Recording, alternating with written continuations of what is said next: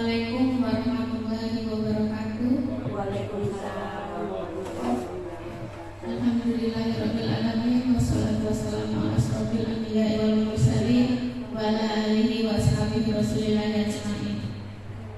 Pertama-tama marilah kita mengucapkan syukur alhamdulillah kepada Allah Subhanahu wa taala yang telah memberikan kita rahmat beserta karunia-Nya sehingga kita dapat berkumpul dalam acara diseminasi pemahaman budaya positif oleh calon guru penggerak angkatan 11. Seterusnya salawat beriringan salam kita hadiahkan untuk Nabi besar Muhammad SAW yang telah membawa kita dari alam kebodohan menuju alam yang berilmu pengetahuan yang kita rasakan pada saat sekarang ini.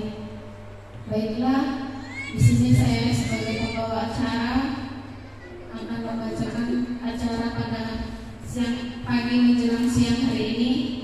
Sebelum kita mulai acara,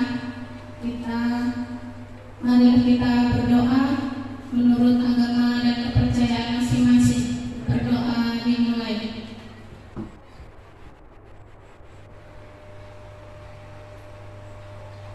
Berdoa selesai. Baiklah, saya lanjut.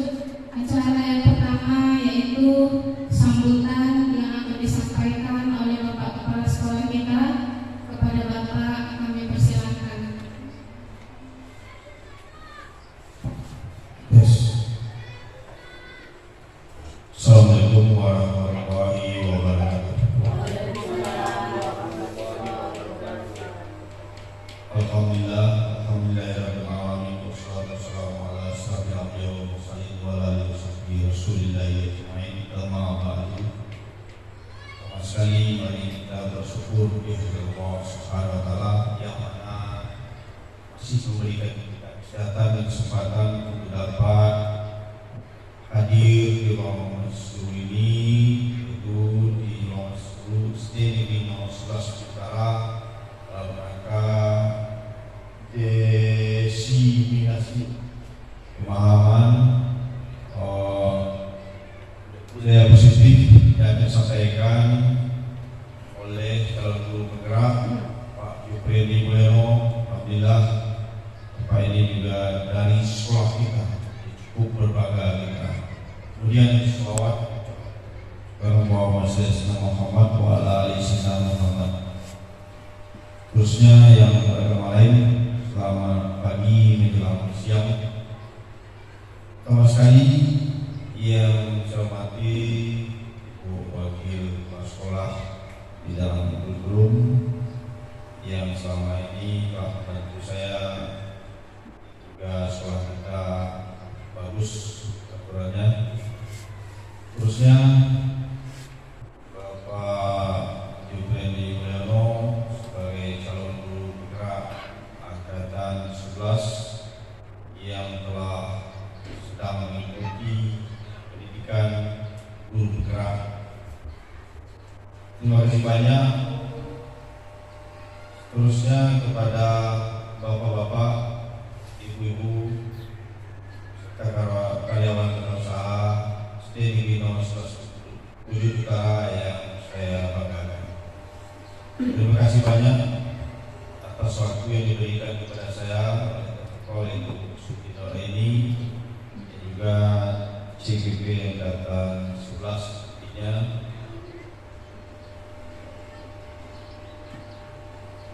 Sebagaimana kita ketahui, calon guru penggerak yang mudah-mudahan yang beberapa waktu lagi, berapa bulan ya? 12 sampai bulan 12 calonnya itu hilang menjadi guru penggerak. Guru penggerak ini adalah program pemerintah pusat, Kementerian Pendidikan dan Kebudayaan. Itu diharuskan kepada kita guru semuanya untuk ikutinya. Pertama, nanti kebaikannya yang kita dapat yaitu kita mendapatkan sertifikat ilmu, kemudian mendapatkan gelar guru penggerak namanya. Kemudian nanti ditambah lagi dengan kalau kita ingin menjadi kepala sekolah, menjadi pengawas, itu syaratnya. Kemudian lanjut, kalau kita ingin jadi guru praktik penggerak, itu nantinya namanya guru praktik penggerak. Itulah itu yang membina guru penggerak ini, cara CPP ini. Guru praktik penggerak itulah yang di atasnya singkat guru penggerak. Seterusnya lagi nanti menjadi fasilitator, itu digaji oleh kementerian, lumayan gajinya puluhan juta lebih. Itu bisa untuk menambah penghasilan bagi kita.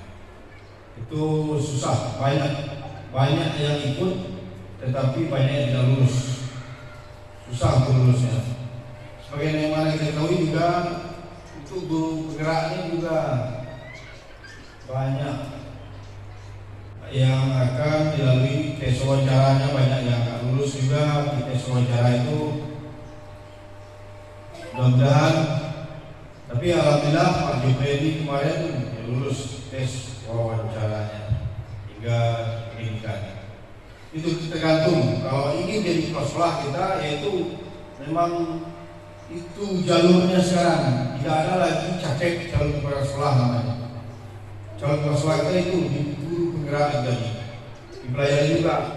Semua nanti di guru penggerak itu dipelajari cara pengelolaan kelasnya, cara berhubungan guru dengan sesama sejawat, bagaimana berkolaborasi dengan kawan-kawan. Sebagai kepala sekolah juga begitu. Kadang-kadang banyak modelnya, kawan ini namanya siswa juga banyak modelnya. Kita seorang guru juga harus memahami itu. Pernah saya seperti kemarin ada guru SMP datang ke ruangan saya di perkebunan. Saya tanya, "Sudah berapa lama jadi guru?" "Udah 10 tahun." Tapi saya tanya, "Siswanya ini anak siapa? Orang mana dia?" Masih ada yang belum tahu. Dia guru bidang studi bahasa Inggris. Masa guru siswanya sudah 10 tahun mengajar di situ tidak tahu siswanya? Bapak Ibu, kalau saya tanya seperti guru mapel, Bu Mata, apalagi siswanya ada yang 4 orangnya, ada yang 5 orang. Kalau saya tanya nggak tahu juga siswanya itu, ini siswanya Manuel namanya, pemainnya ini siswanya tinggal di mana, bagaimana karakternya, anak siapa dia, apa kerja orang tuanya. Kalau siswa kita sedikit, kita harus tahu kan gitu. Itu juga saya sebagai seorang mahasiswa, makanya kemarin saya ambil keputusan bahwasanya untuk pembagian tugas sekarang saya menentukan, saya sebarkan. Alhamdulillah tidak ada yang konflik, tidak ada. Semua saya juga sebagai kepala sekolah itu bupati meletakkan saya di mana-mana di situ. Saya terima, saya sudah 3 kali 4 kali pindah lagi, saya terima itu. Oke, Bapak Ibu, itu sebagai motivasi. Jangan ada yang menolak penempatannya, apalagi yang bersertifikasi. Kalau menolak penempatan di mana kelas, saya sebagai kepala sekolah menolak, saya akan ditarik oleh bupati dan pendidikan menjadi staf biasa saya. Kalau Bapak Ibu menolak oleh kepala sekolah, dinonjolkan oleh kepala sekolah, mau? Maksudnya yang sertifikasi dong. Sertifikasi tentu harus pegang kelas ya kan? Nah itu di bergiliran ya. Saya dulu juga sebagai seorang guru juga pernah mengajar kelas 1 sampai kelas 6. Oke, Bapak Ibu, mudah-mudahan Pak Jokowi berhasil nantinya di dalam menyampaikan ini. Destinasi itu adalah suatu cara teknik yang akan disampaikan oleh Pak Jokowi nanti yang didapatnya di bangku pendidikan, yaitu mengenai disiplin positif. Saya berharap Bapak Ibu semua memperhatikan nantinya HP ini taruh di bawah, ya. perhatikan karena saling membantu. Kalau kawan ngomong kita lihat HP bagaimana rasa kita. Begitu juga siswa, kalau kita ngajak di depan siswa main-main bagaimana perasaan kita, begitu dia. Mungkin itu yang dapat saya sampaikan. Saya dari Taufik Hidayah. Assalamualaikum warahmatullahi wabarakatuh.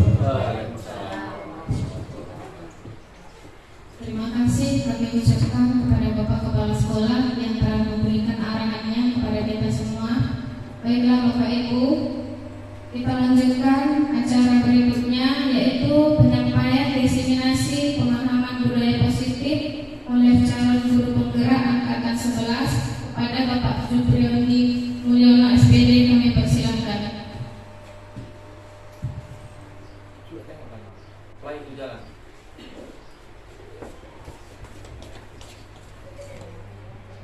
Jalan.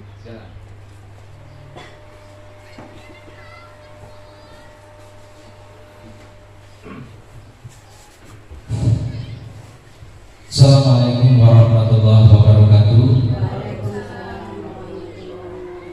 Dan selamat siang.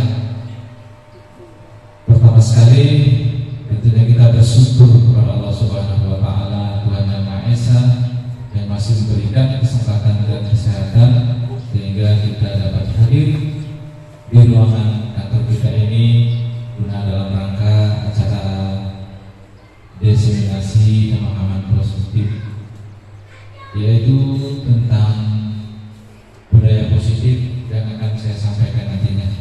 Salawat beriring salam kita persembahkan ke hadapan mulia Muhammad Rasulullah SAW.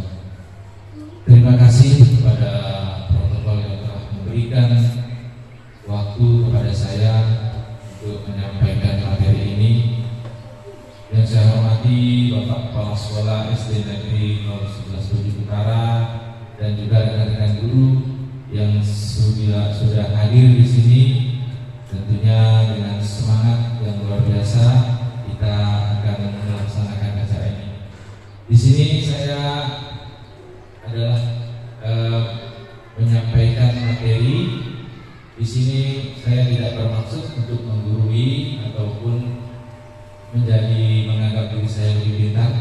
Di sini kita saling sharing dan saling berbagi, dan intinya juga di sini saya sedang menjalankan tugas, yakni tugas dari modul 1.4 pada akhir, yaitu aksi nyata, dan ini kami harus melakukan hal ini. Baiklah Bapak Ibu, di sini sudah tertulis tadi, selamat datang seluruhnya dalam diseminasi pemahaman budaya positif. Di sini perkenalkan, mungkin Bapak Ibu sudah kenal dengan saya ya. Apalagi kita satu sekolah, kita cukup bangga dengan sekolah kita ini, yang mana sekolah kita adalah sekolah penggerak angkatan 3. Sangat jarang sekolah penggerak yang ada di Kecamatan Tudun ini. Itu adalah satu keistimewaan. Oleh karenanya saya dimotivasi oleh Bapak Kepala Sekolah dalam waktu yang lalu harus menjadi guru penggerak di antara beberapa guru kita. Dan semoga nantinya Ibu dan Bapak guru juga ikut termotivasi. Segala kendala nanti kita mudah-mudahan bisa membantu. Baik Bapak Ibu, kita lanjutkan. Nah, ini adalah kompetensi lulusan modul 1.4. Nah, biasanya diartikan dalam tujuan. Di sini saya ambil kompetensi lulusan. Yang pertama, guru penggerak memahami pentingnya mengetahui kebutuhan belajar dan lingkungan yang memfasilitasi seluruh individu di sekolah agar dapat meningkatkan kompetensinya secara aman dan nyaman. Nah, ini adalah tugas dan tantangan guru penggerak, tapi ini adalah bukan hal yang tidak mungkin kita laksanakan. Jadi menciptakan keamanan dan nyaman. Yang kedua, guru penggerak mampu menggerakkan komunitas sekolah untuk bersama-sama mengembangkan dan mewujudkan visi sekolah yang berpihak kepada murid dan berlandaskan nilai-nilai kebajikan universal. Nah, ini termasuk kegiatan kita pada hari ini adalah nanti saya masukkan komunitas belajar, dan saya buat sertifikatnya. Kita nanti izin dengan kepala sekolah dan kita buat sertifikatnya, sertifikat komunitas belajar. Nah, baik Bapak Ibu, berikutnya capaian umum ini yaitu memahami konsep pendidikan menurut Ki Hajar Dewantara dihubungkan dengan konsep budaya lingkungan positif. Nah, yang berpihak pada murid. Nah, di kurikulum Merdeka ini mungkin yang telah guru di KP yang lalu ya sudah lebih dahulu mengetahui daripada saya. Kebanyakan kita harus berpihak kepada murid atau berdiferensiasi ya, begitu. Konsep pendidikannya kita berdasarkan dari Ki Hajar Dewantara, yaitu Ngarsa Sungkolodo Ingamat Yamanat Karso Tuturi Handayani, di depan sebagai teladan, di tengah memberi ide, yang ketika kita di belakang akan memberi semangat kepada peserta didik kita. Yang kedua, melakukan evaluasi dan refleksi tentang praktik disiplin dalam pendidikan Indonesia secara umum untuk mendapatkan pemahaman baru mengenai konsep disiplin positif untuk menciptakan murid dengan profil pelajar Pancasila. Nah, ini evaluasi dan refleksi. Jadi refleksi itu sangat penting.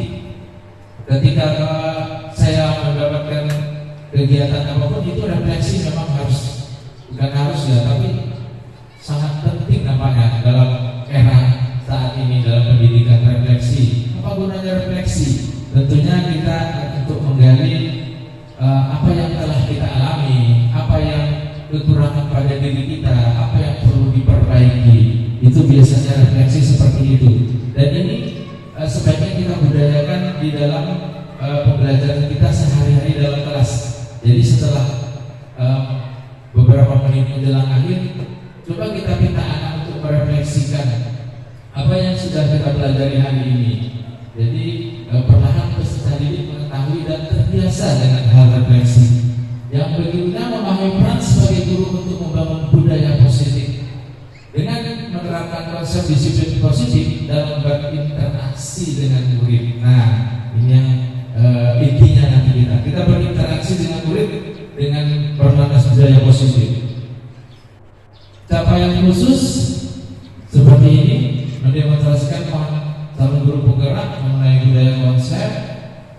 Nah, ini penerapan strategi, menyusun langkah-langkah dan strategi, kemudian bersikap reflektif dan kritis. Nah, kita lanjut. Ini pembuka. Mohon maaf Bu, ada di bawah. Jadi ini pembuka lingkungan yang aman dan nyaman berbasis disiplin positif di sekolah akan berdampak secara maksimal pada perkembangan dan pembentukan karakter peserta didik. Nah, jika kita mampu membuat disiplin positif, tentu menjadikan lingkungan yang positif. Lingkungan positif akan mengarahkan perkembangan dan pembentukan karakter peserta didik yang maksimal. Maksimal itu berarti level atas.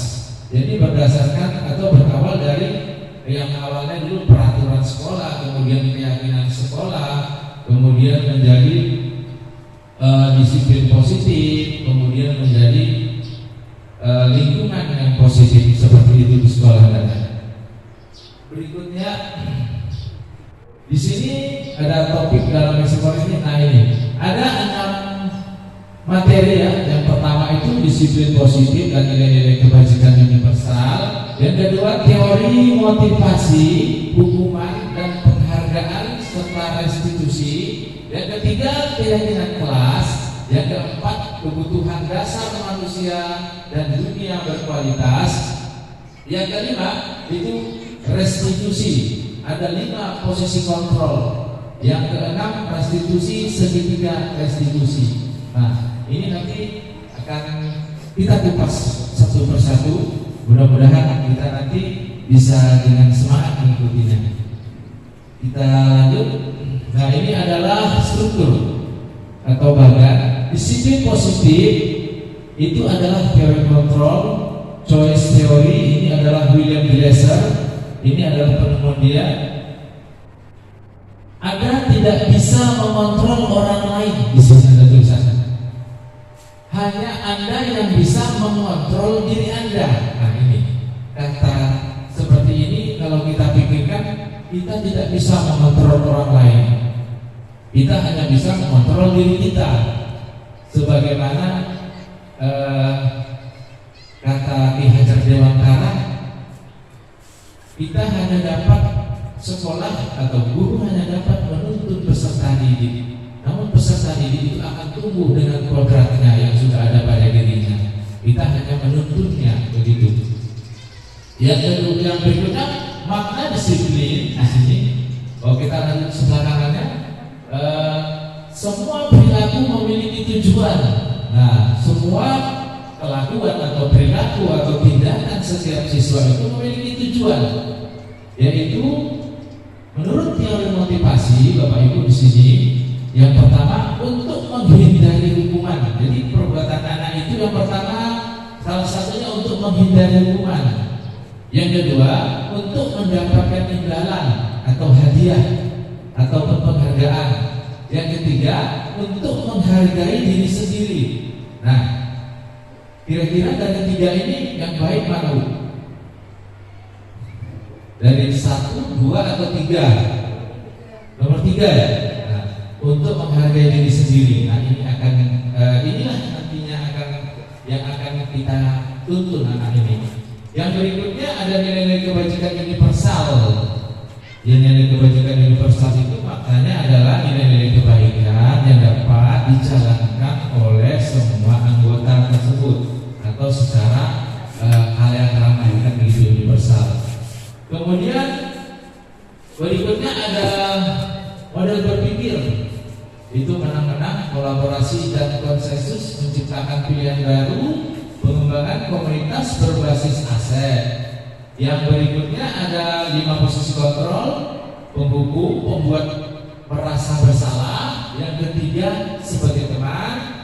Yang keempat pemantau, dan yang kelima manajer. Ini nanti juga kita bahas. Yang berikutnya ada kebutuhan dasar manusia, itu bertahan hidup sebagai penguasaan atau kekuasaan. Yang ketiga kasih sayang dan ingin diterima. Yang keempat kesenangan. Yang kelima kebebasan. Ini kebutuhan dasar manusia. Yang berikutnya nanti ada segitiga restitusi, menstabilkan identitas, menanyakan keyakinan, kemudian validasi kebutuhan. Ada juga cara untuk menyusun keyakinan kelas. Nanti akan saya punya videonya dan saya sudah terapkan kemarin. Kemudian makna disiplin, belajar kontrol ini dengan menggali potensi diri kita sendiri agar tercapai tujuan mulia, yaitu menjadi seorang diri yang kita inginkan berdasarkan nilai diri kita hargai. Nah, mungkin kita lanjut saja Bapak Ibu. Nah, ini penjelasan. Ini kita lihat ada miskonsepsi. Makna miskonsepsi kira-kira apa ya Bapak Ibu? Konsep masalah. Pengertian yang salah dalam suatu konsep. Nah ini penerapan budaya positif berarti tidak ada aturan atau konsekuensi. Ini salah. Penerapan budaya positif berarti tidak ada aturan atau konsekuensi. Salah ini. Walaupun kita sudah menerapkan budaya positif, tetap ada aturan dan konsekuensi. Namun peraturan dengan konsekuensi itu nanti berbeda Bapak Ibu. Nanti kita akan bahas juga. Penjelasannya, dalam hidup bermasyarakat selalu ada tatanan atau aturan dengan konsekuensi dan setiap tindakan yang dilakukan oleh anggota masyarakat. Dalam penerapan budaya positif, guru melatih kesadaran murid melalui pemahaman bahwa tatanan dan konsekuensi hadir untuk memberikan keselamatan dan kebahagiaan kepada diri sebagai manusia dan anggota masyarakat, sehingga tatanan tersebut dipatuhi bukan karena takut konsekuensi, tetapi karena kesadaran diri ingin mewujudkan nilai-nilai berharga. Jadi sangat penting ya Bapak Ibu, bukan karena takut konsekuensi. Nah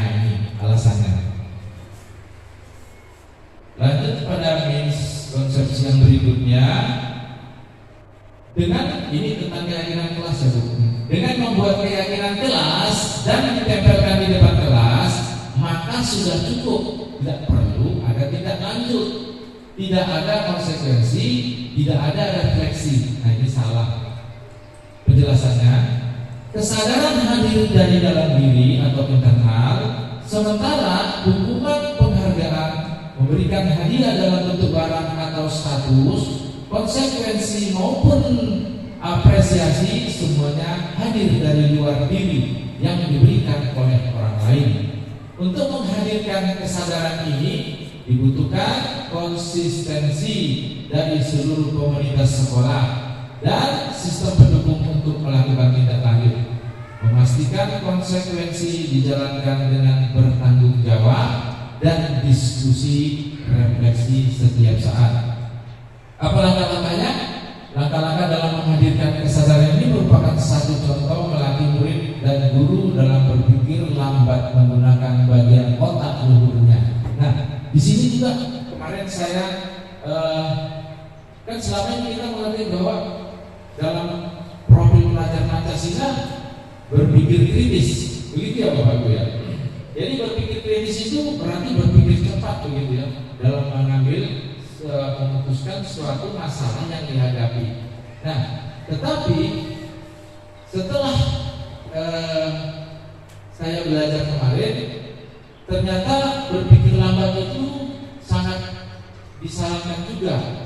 Karena dengan berpikir lambat kita menggunakan otak luhur, nah, tidak tergesa. Dengan berpikir lambat, tentunya kita memikirkan dampak dari perbuatan yang akan kita lakukan. Namun tidak semua situasi dan kondisi dapat dipakai dalam berpikir otak luhurnya atau berpikir lambat.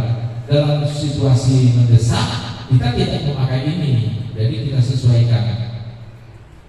Dengan refleks biasanya kita berpikir kritis, nah seperti itu.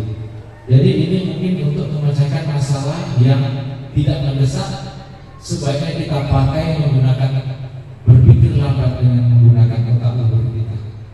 Begitu Bapak Ibu. Kita lanjut. Berikutnya ada miskonsepsi tentang masalah dengan budaya positif. Semua masalah yang berkaitan dengan budaya positif diselesaikan dengan restitusi. Nah, restitusi ini mungkin hal baru, mungkin Bapak Ibu sudah ada yang menggunakannya restitusi atau belum, nanti di sini akan dijelaskan juga. Segitiga restitusi merupakan salah satu pendekatan disiplin positif untuk menyelesaikan permasalahan siswa terkait pelanggaran aturan. Nah, kita sudah membuat aturan tapi dilanggar oleh siswa.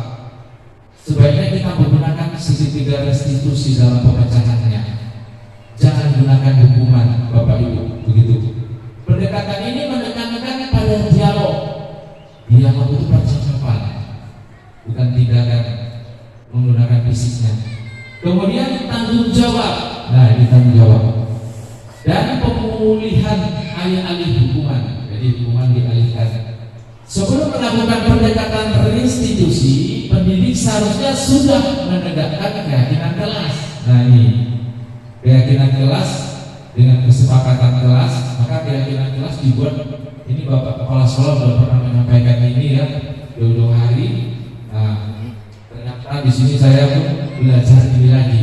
Jadi memang benar apa yang dikatakan oleh Bapak Kepala Sekolah. Maka restitusi adalah pilihan terbaik. Penting untuk diingat bahwa segitiga restitusi tidak selalu tepat untuk semua kasus. Berikut penjelasannya. Nah, ini juga ada tanda kutip. Segitiga restitusi tidak bisa diterapkan dalam semua kasus.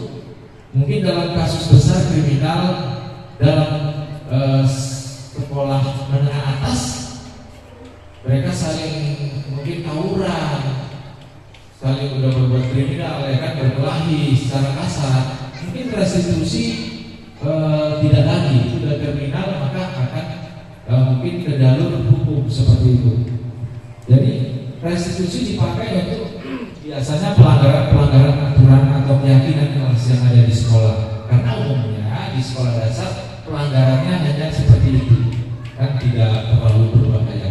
Yang berikutnya di sini, satu segitiga restitusi mungkin tidak dapat diselesaikan secara tuntas, khususnya untuk pelanggaran berat, seperti kekerasan fisik atau vandalisme dan pelanggaran yang mengakibatkan kerusakan yang tidak dapat diperbaiki.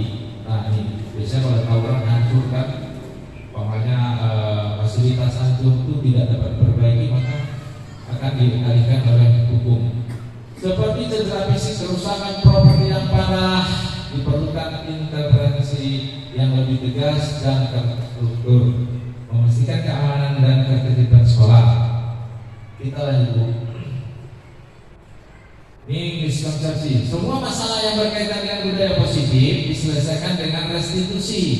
Nah, berkaitan budaya positif maka diselesaikan dengan restitusi. Berikutnya penjelasannya, keterbatasan kognitif, kurangnya motivasi dan pengaruh keluarga, murid dengan keterbatasan kognitif atau intelektual, termasuk berkebutuhan khusus untuk gangguan mental, mungkin kesulitan memahami proses segitiga restitusi, mengambil tanggung jawab atas perbuatannya. Jika murid tidak mampu, tidak mau berubah dan tidak termotivasi untuk menyelesaikan masalah, serta ada konflik untuk masalah di rumah, dapat mempengaruhi perilaku murid di sekolah, sehingga segitiga restitusi mungkin tidak menyelesaikan akar permasalahan untuk kasus ini. Maka utamakan membina hubungan yang dapat membangun rasa percaya murid kepada guru terlebih dahulu. Ini kalau ada masalah datang dari rumah ya. Kita lanjut. Miskonsepsi yang berikutnya yaitu tindakan yang dilakukan murid dalam proses restitusi ditentukan oleh guru, bukan muncul dari kesadaran murid. Nah ini salah. Jadi restitusi itu bukan guru, tetapi adalah tawar-menawar kepada murid. Tawar-menawar kepada murid. Berikutnya, jika murid sudah mendapatkan restitusi, maka ia tidak perlu lagi mendapatkan konsekuensi. Ini juga miskonsepsi. Perlu dipahami bahwa restitusi dan konsekuensi memiliki tujuan yang berbeda. Restitusi bertujuan untuk memulihkan situasi dan membangun kembali hubungan yang berdampak oleh pelanggaran. Membangun kembali hubungannya Bu dengan restitusi. Konsekuensi merupakan bagian dari tatanan yang sudah ada dalam sekolah, yang hadir dengan tujuan untuk membantu murid belajar dari kesalahan dan mendorong mereka untuk membuat pilihan yang lebih bertanggung jawab di masa depan. Sehingga setelah restitusi dilakukan, maka konsekuensi tetap harus dijalankan oleh murid sebagai bentuk pertanggungjawaban dari perilaku yang sudah dilakukan murid.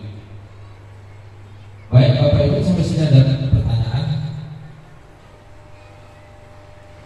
Kita lanjut. Nah, ada pertanyaan tidak dari yang sudah terlewat tadi yang saya sampaikan? Pas, silakan.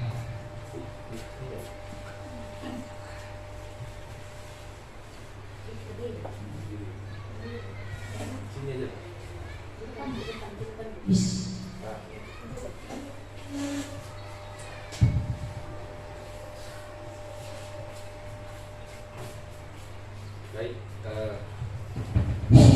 Ibu perkenalkan dirinya dulu. Bismillahirrahmanirrahim. Assalamualaikum warahmatullahi wabarakatuh. Waalaikumsalam warahmatullahi wabarakatuh. Nama saya Susi Susanti Pak. Izin bertanya atas beberapa penjelasan dari Bapak yang masih menjadi pertanyaan bagi saya adalah ketika berpikir lambat itu Pak, di bagian mana kita bisa menggunakan berpikir lambat itu untuk berikan satu contoh permasalahan yang terjadi bagi kita seorang guru terhadap anak-anak didik kita. Begitu, terima kasih. Assalamualaikum warahmatullahi wabarakatuh. Waalaikumsalam warahmatullahi wabarakatuh. Terima kasih kepada Ibu Susi ya yang telah memberikan sebuah sebuah pertanyaan yang sangat luar biasa. Nah, kembali tadi kita diingatkan bahwasanya ada berpikir cepat dan berpikir lambat. Kemudian Ibu Susi mengatakan, berikan satu contoh momen kapan kita menggunakan berpikir lambat dengan otak luhur kita. Nah, baiklah Ibu Susi. Jadi tadi sudah disampaikan bahwasanya dalam situasi tertentu alangkah baiknya kita menggunakan otak luhur kita untuk berpikir lambat daripada kita mengambil tindakan berpikir cepat. Nah, salah satu contohnya apa? Untuk berpikir lambat tentu contoh kasusnya adalah apabila ada murid kita yang mengalami kesusahan dalam belajar, baik itu dalam artian dia mungkin lambat ataupun dia tidak rajin membuat tugas. Nah, begitu. Tentu ini kita harus menggunakan berpikir lambat dengan cara meneliti apa dasarnya, alasannya anak itu tersebut, mengapa anak ini demikian, kan begitu. Kita harus menggunakan secara lambat. Apa alasan ini? Mengapa anak ini berbuat ini? Apa alasannya? Tentu kita gali, baik itu dari yang pertama kita tinjau diri kita. Apa kekurangan diri kita dalam menyampaikan, kelebihan kekurangan yang kita tanyakan kepada diri kita. Ini refleksi. Kita berpikir apa kekurangan kita. Kemudian boleh kita tanyakan kepada teman-temannya, teman yang tidak masalah. Katanya masalah, kita tanya semuanya. Kita refleksi. Kira-kira ibu menyampaikan pelajaran bagaimana sih? Bahasanya cukup jelas tidak? Kemudian materinya menurut kamu terlalu sulit tidak? Atau bapak ibu kurang menarik ya di hadapan kamu? Kita cari kelemahan kita. Kemudian setelah itu baru ke lingkungan yang aman dan nyaman. Kalau dari diri kita tidak ketemu atau ketemu itu catatan. Kemudian lingkungan, tentunya lingkungannya adalah yang pertama kelas. Jadi di kelas usahakan anak itu nyaman di kelas. Kalau anak sudah nyaman, tentu dia belajar dengan semangat. Kalau dalam kelas itu tidak nyaman, apa yang membuat tidak nyaman? Bisa saja salah satunya dia mungkin mendapat perlindungan dari temannya, tetapi dia tidak berani menyampaikan kepada gurunya. Nah, ini adalah perlindungan. Jadi anak tersebut merasa tertekan sehingga dia tidak nyaman. Begitu. Yang berikutnya mungkin di kelasnya selalu gaduh, ribut. Nah, ini tidak nyaman dia. Atau dia tidak nyaman dengan teman sebangkunya. Bisa jadi seperti itu. Jadi banyak masalah yang menyebabkan anak tersebut tidak nyaman di kelasnya. Nah, kalau sudah kita pelajari berikut, kemudian kita lanjut kepada lingkungan keluarganya. Lebih baik kita langsung menjalin komunikasi dengan orang tuanya. Bagaimana anak ini di rumah, kemudian mengapa anak ini kalau di sekolah begini, dan bagaimana kesehariannya di rumah. Ketika apakah dia rajin di rumah, apakah beda dengan di sekolah. Kita bertanya dan secara lambat kita akan mengambil dari kesimpulan Bu Susi. Nah, seperti itu. Itu mungkin contoh yang bisa saya berikan. Nah, terima kasih untuk Bu Susi. Kita lanjut. Nah, ini makna disiplin. Apakah makna disiplin? Kalau dari bahasa Latin, disiplina, yang artinya belajar. Berarti belajar itu disiplin. Makna asal dari kata ini berkonotasi dengan disiplin diri dari murid. Nah, ini adalah Socrates dan Plato. Disiplin dari membuat orang menggali potensi menuju sebuah tujuan. Apa yang dia hargai? Nah, ini yang penting. Namun dalam budaya kita di Indonesia ini, makna kata disiplin telah berubah menjadi sesuatu yang dilakukan seseorang pada pada orang lain untuk mendapatkan kepatuhan. Kecenderungan umum adalah menghubungkan kata disiplin dengan ketidaknyamanan, bukan dengan apa yang kita hargai atau pencapaian suatu tujuan mulia. Nah, dari sini sudah tergambar Bapak Ibu, peraturan itu tidak nyaman, peraturan itu tidak seimbang, peraturan itu apa tadi? Untuk mendapatkan kepatuhan saja. Beda dengan keyakinan kelas. Apa bedanya? Keyakinan kelas itu kesepakatan. Kesepakatan itu dialog. Mau sama mau, suka sama suka. Sedangkan peraturan dibuat oleh sebelah pihak, diberlakukan semua pihak. Tentu yang membuat peraturan di sini lebih kuat, yang menjalankan terkadang kecewa dengan peraturan karena termasuk menyebabkan ketidaknyamanan. Nah, wajar saja pendidikan sekarang mengajarkan kita untuk membuat sebuah keyakinan kelas dalam kelas. Dalam artian apa? Kita akan menyusun peraturan berbasis disiplin positif.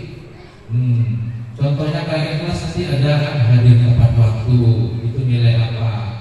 Berarti nilainya disiplin ada, tanggung jawab, tepat waktu. Kemudian ada berkata tidak kasar, itu adalah sopan santun. Nanti akan kita masuk ke sana. Jadi begitu, keyakinan kelas dan peraturan itu memang berbeda, namun tujuannya sama untuk membuat disiplin. Namun pada pelaksanaannya peraturan mulai dialihkan dengan sebuah keyakinan, begitu Bapak Ibu. Kita lanjut, nilai-nilai kebajikan universal. Nah ini tadi kebaikan. Nilai kebajikan adalah sifat positif manusia yang merupakan tujuan mulia yang ingin dicapai setiap individu. Yakin Bapak Ibu, semua manusia itu pada dasarnya baik. Namun karena pengaruh lingkungan dan juga keluarga serta dari masukan-masukan eksternal ya, maka bisa membuat seorang manusia itu akan berubah, bisa menjadi kurang baik, bisa menjadi nakal, bisa menjadi apa. Namun dengan nilai kita menerapkan nilai-nilai kebajikan universal, kita berharap agar anak tersebut kembali bagaimana? Dengan tujuan yang mulia yang ingin dicapai setiap individu. Nilai tersebut bersifat universal, baik itu dalam bahasa, suku bangsa, agama maupun latar belakang. Nah, ini dia. Kalau sudah berbuat baik, kalau sudah dasarnya baik, maka dia akan menjaga bahasanya. Kemudian dalam berbangsa bernegara juga berbuat baik, apalagi dalam beragama serta etnis latar belakangnya. Seperti itu. Kita lanjut, nilai kebajikan universal ini terpancar kepada profil pelajar Pancasila. Ini sudah dibacakan, malah saya bahasa belakangan gitu. Nilai-nilai kebajikan yang pertama beriman bertakwa kepada Tuhan yang Maha Esa, kemudian berakhlak mulia, mandiri, bernalar kritis, berkebinekaan global, bergotong royong, dan kreatif. Nah, ini Bapak Ibu sudah lebih mahir lah mungkin ya, sampai sudah bisa buat proyeknya. Saya belum. Lanjut. Nah ini teori motivasi. Nah kita kembali tadi, ada nggak yang ingin ditanyakan? Kalau ini mungkin P5 tidak ada. Lanjut saja. Ini adalah teori motivasi hukuman dan penghargaan. Ini setuju atau tidak setuju? Ini Bapak Ibu yang menjawab dalam hati ya. Nah, boleh setuju, boleh tidak setuju. Namanya pilihan. Hukuman di sekolah dapat mendisiplinkan anak. Setuju atau tidak setuju? Ya, pilih. Yang kedua, pemberian hukuman dengan hal positif seperti membaca atau membersihkan halaman sekolah dapat meningkatkan disiplin anak. Setuju atau tidak? Pilih ya. Ketiga, memberi penghargaan dapat meningkatkan motivasi belajar anak. Setuju atau tidak? Yang keempat, membuat anak merasa bersalah memberi dampak lebih ringan dibanding menghukum. Jadi menghukum dengan membuat bersalah itu lebih ringan katanya di situ. Sudah dijawab? Tidak setuju atau setuju? Nah, nanti akan berat kita mau jawabannya. Ini teori motivasi perilaku manusia. Satu, untuk menghindari ketidaknyamanan atau hukuman. Yang tadi ya di sini. Apa yang akan terjadi apabila saya tidak melakukannya? Ini pertanyaannya. Untuk apa? Untuk menghindari ketidaknyamanan atau hukuman. Ini termasuk motivasi eksternal. Yang kedua, untuk mendapatkan imbalan dari orang lain atau institusi. Apa yang akan saya dapatkan apabila saya melakukannya? Ini ngarep, ya kan? Jadinya berharap gitu. Yang berikutnya untuk menghargai diri sendiri. Ini tadi yang pilihan tadi. Yang pilihan tadi kan nomor 3. Saya akan menjadi orang yang seperti apa bila saya melakukannya. Nah, tentunya yang terbaik yang ketiga itu. Motivasi internal adalah tujuan disiplin. Motivasi eksternal bukan tujuan disiplin. Nah, itu intinya. Kita lanjut. Ini adalah aneh. Dihukum oleh penghargaan. Bahwa penghargaan berlaku sama dengan hukuman. Penghargaan sama dengan hukuman. Dalam arti meminta atau membujuk seseorang untuk melakukan sesuatu, memenuhi suatu tujuan tertentu dari orang yang meminta atau membujuk. Bisa nggak dipahami Pak Ibu? Kalau seandainya kita sebagai guru menghukum anak, apakah itu kan anak itu menjalankan perintah kita. Sebagai contoh, kamu sapu itu halaman, kamu lari dulu 5 kali keliling lapangan. Dia menjalankan atas perintah kita. Nah, ini sama di sini maknanya ya. Dengan memberikan penghargaan, kita menyuruh anak itu juga, Bapak, nanti kalau bisa melakukan ini, kamu dapat ini.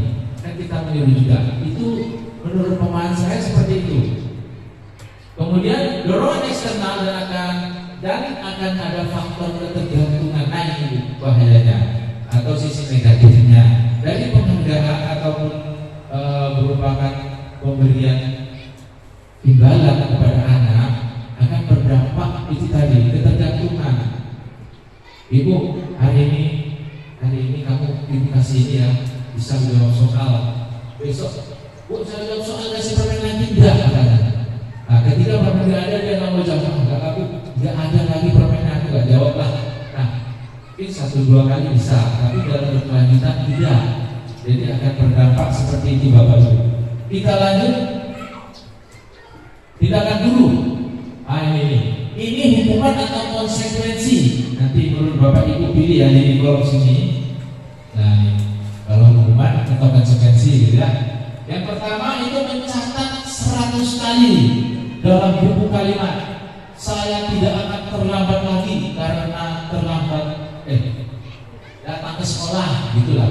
Itu hukuman atau konsekuensi. Nah, kira-kira jawab sekarang aja. Hukuman atau konsekuensi? Hukuman. Ya, hukuman atau bagus lagi. Lari mengelilingi lapangan basket 2 kali karena terlambat hadir di sekolah. Hukuman atau konsekuensi? Ya, hukuman. Murid diminta untuk push up 15 kali karena tidak menggunakan masker ke sekolah. Hukuman juga. Yang keempat, menggantikan kertas tugas teman yang telah dicoret-coret. Konsekuensi, oke, konsekuensi. Yang kelima, membersihkan tumpahan air di meja tulis karena tersenggol pas saat belajar. Membersihkan tumpahan. Konsekuensi. Yang keenam, meminta murid tidak mengenakan sepatu seharian di sekolah karena tidak mengenakan sepatu hitam. Apa itu? Ya, resetu. Hukuman. Ya, yang ketujuh, lari mengelilingi lapangan basket 2 kali karena terlambat 10 menit untuk pelajaran PJK. Hukuman. Sudah dijawab. Kita cek jawaban mudah-mudahan benar. Nah, itu jawabannya.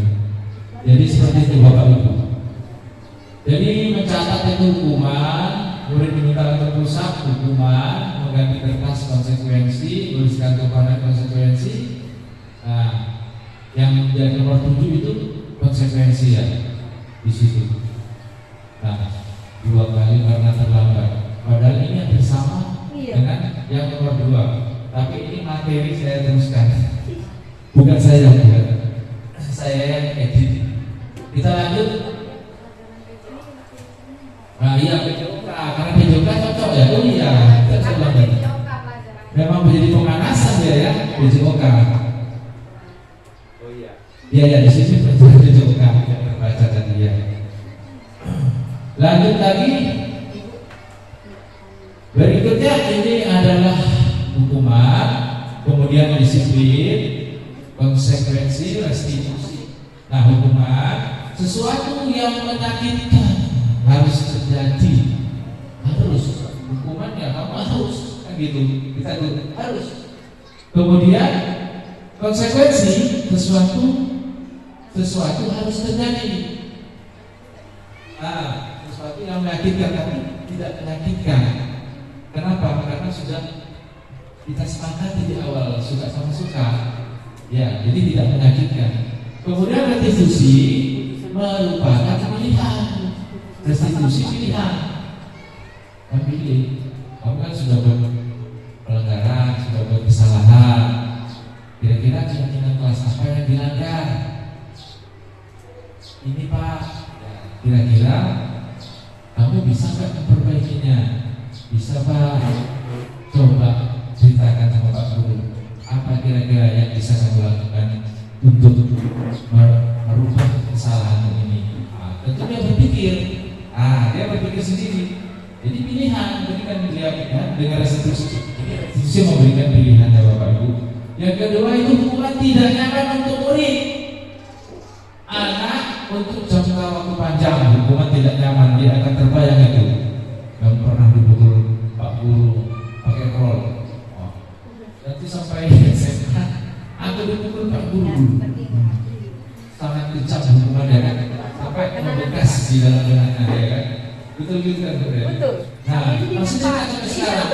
Coba kita ingat guru kita yang menghukum kita. Jujur saja Bu, apa yang terpikir para guru kita itu? Tidak, pasti kebencian. Kan gitu. Jadi dari situ kalau kita menghukum anak, pasti kita dibenci. Jadi kedepannya mari kita berangsur hilangkan hukuman seperti itu. Berikutnya adalah tidak nyaman untuk murid dalam jangka pendek. Ini jangka pendek konsekuensinya.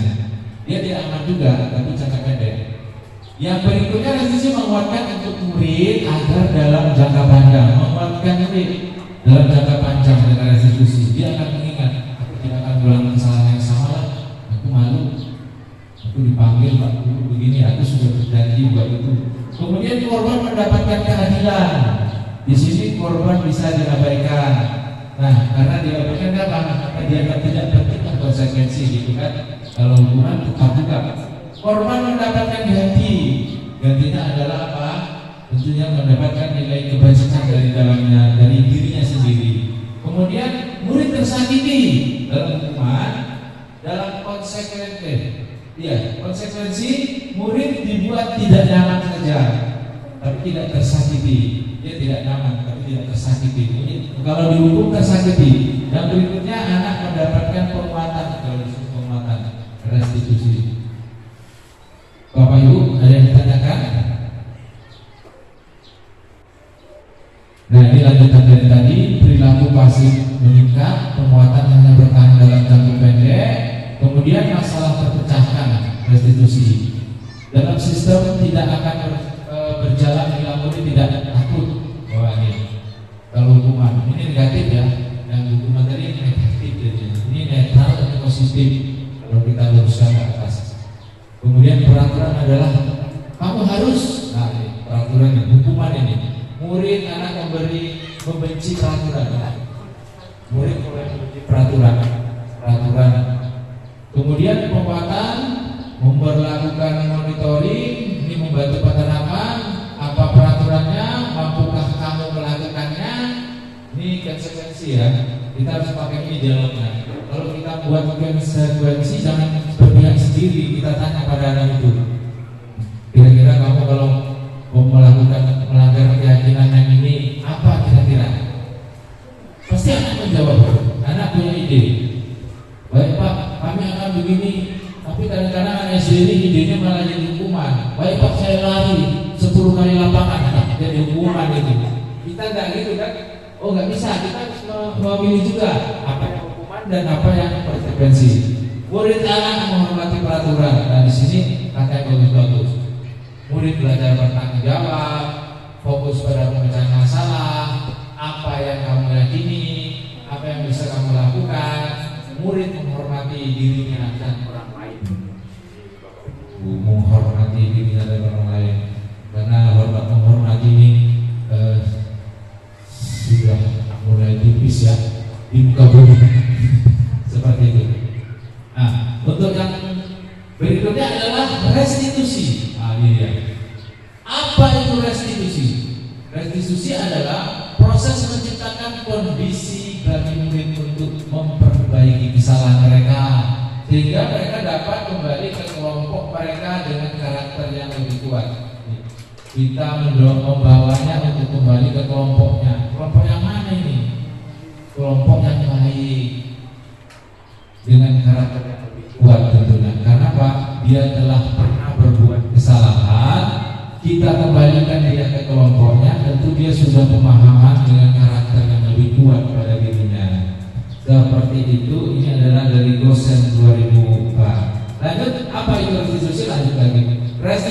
Restitusi juga merupakan proses kolaborasi yang mengajarkan murid untuk mencari solusi atas masalah mereka dan membantu murid untuk berpikir ingin menjadi orang seperti apa mereka, pas tujuannya mulia, dan bagaimana mereka memperlakukan orang lain. Iya, kembali ke tadi menghargai orang lain. Ini ciri-ciri restitusi, Bapak Ibu. Belajar dari kesalahan, bukan menebus kesalahan. Belajar dari kesalahan. Yang kedua, memperbaiki hubungan. Bukan makin memperkeruh hubungan. Nah ini. Ketiga, menawarkan, bukan memaksa. Nah, kalau memaksa hukuman. 4, restitusi diri adalah cara terbaik. 5, menuntut untuk melihat ke dalam diri. Yang berikutnya, mencari kebutuhan dasar yang mendasari tindakan. Yang ke-7, berfokus pada karakter bukan tindakan. Yang ke-8, berfokus pada solusi. Ke-9, mengembalikan murid yang berbuat salah pada kelompoknya. Ya, ini adalah keyakinan kelas. Lanjut, Bu. Nah ini dia yang tadi. Mengapa tidak peraturan saja? Mengapa harus keyakinan? Mengapa kita memiliki peraturan harus menggunakan helm bila mengendarai kendaraan roda 2? Mengapa kita memiliki peraturan membuang sampah di tempatnya? Mengapa kita memiliki peraturan harus datang tepat waktu pada saat mengikuti pelatihan? Untuk mendukung motivasi intrinsik, kembalikan ke nilai-nilai keyakinan-keyakinan, karena akan lebih menggerakkan seseorang dibanding mengikuti serangkaian peraturan. Nah ini kembali ke keyakinan. Tentunya ini Pak Polisi harus berkeyakinan juga nih dengan pengendara kalau kita kaji ini. Namun karena kita guru sebagai murid, kita berkeyakinannya kepada murid. Kalau dicontohkan kepada kendaraan, nah sekarang peraturan yang buat mereka tidak nyaman kan? Nah, kalau dibuat keyakinan dan dibuat konsekuensi, mungkin masyarakat sebagian akan sadar. Kalau sekarang pakai helm karena takut polisi, banyak. Jangan kalau ditanya kenapa pakai helm, biar aman kepala terlindungi. Tidak. Kenapa pakai helm? Takut ada razia. Itu jawabannya. Nah itu dia. Lanjut. Nah ini dia.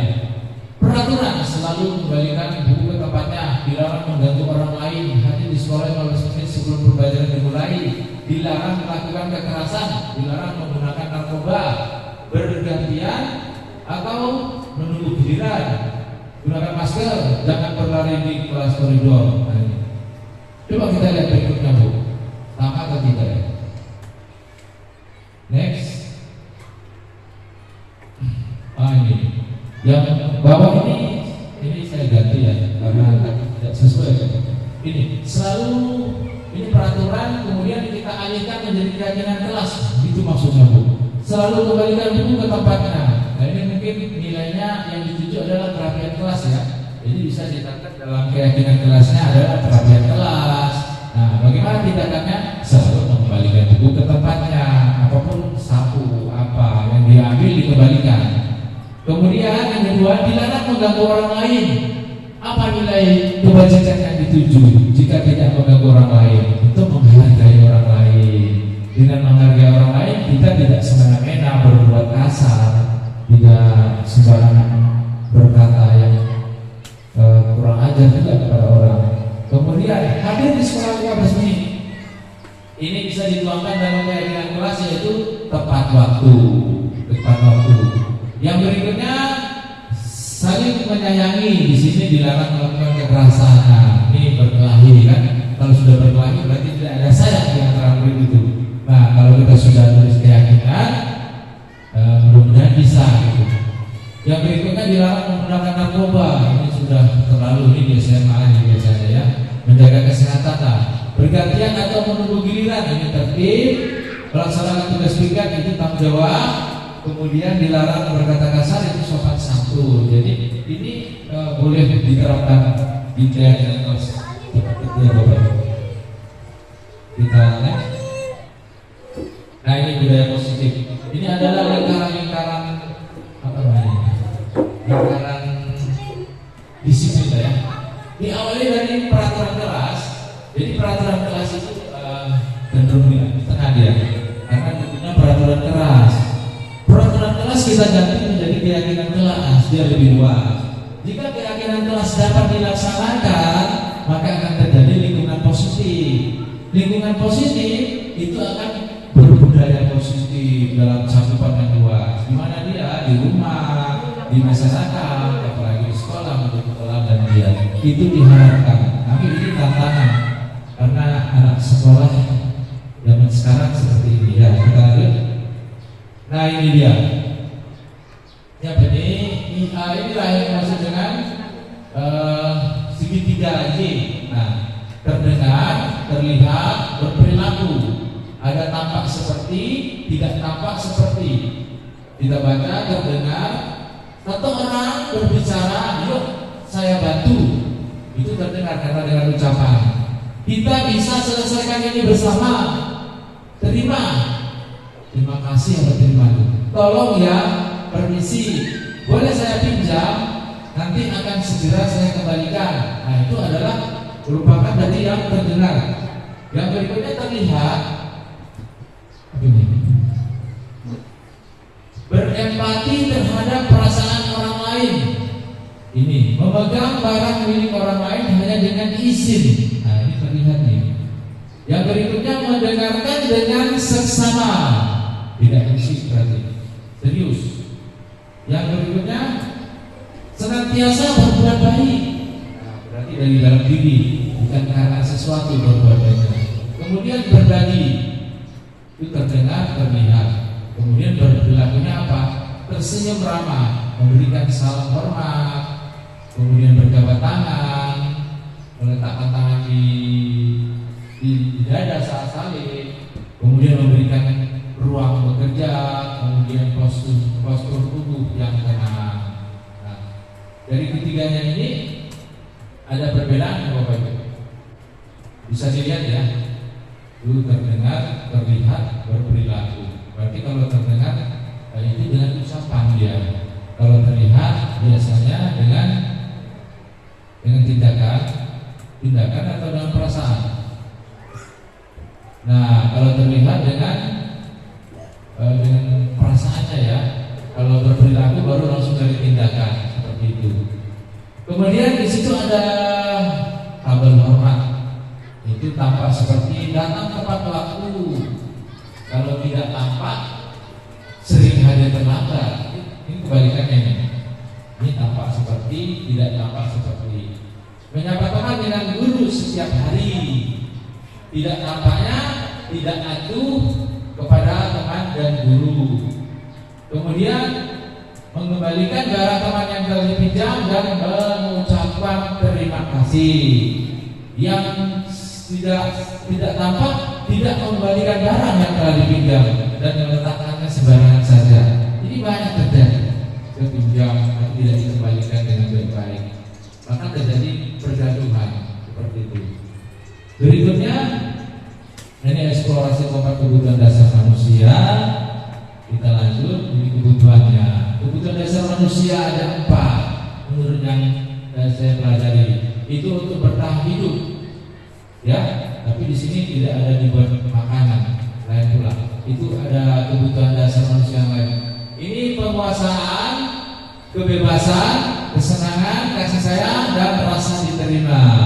Jadi anak-anak tersebut ketika berbuat sesuatu ada di antara 4 ini, Bu. Dia usir teman-temannya, mengganggu temannya aja. Dia ingin itu masuk yang mana kira-kira? Nanti sebentar diganggunya kawannya, sebentar diganggunya. Iya, kesenangan betul kata itu. Dia senang dengan temannya. Berarti dia memang ingin mendapatkan kesenangan. Nah ini. Kemudian kalau kebebasan, dia ingin belajarnya di luar aja lah, jangan di kelas, sudah bosan gitu. Nah, itu kebebasan contohnya. Nah itu dia. Kemudian kasih sayang, ini adalah MPU. Kalau saya bilang, dia ingin dapatkan perhatian dari gurunya. Ini kasih sayang, dia ingin dapat kasih sayang. Kadang-kadang sebentar-bentar ditegurnya, Bu, Pak, apa aja lagi. Kemudian penguasaan. Nah ini kalau penguasaan ini biasanya ini dia ingin sesuatu yang orang lain itu harus ikut dengan dirinya.